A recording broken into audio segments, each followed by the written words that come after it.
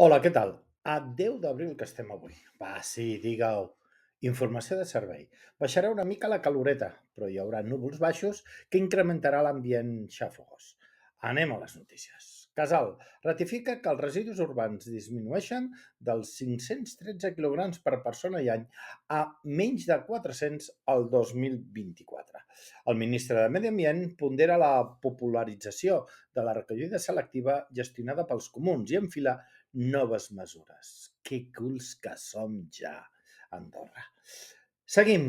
Detingut un home investigat per tràfic de drogues i tinença il·legal d'armes buscat per l'Interpol.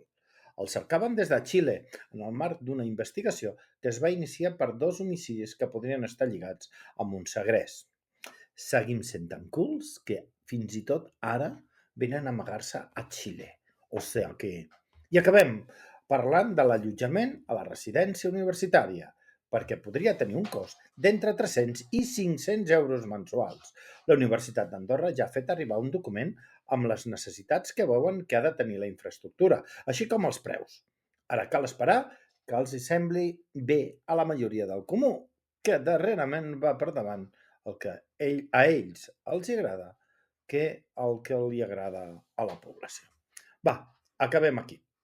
Demà ens tornem a posar més i millor. Adeu.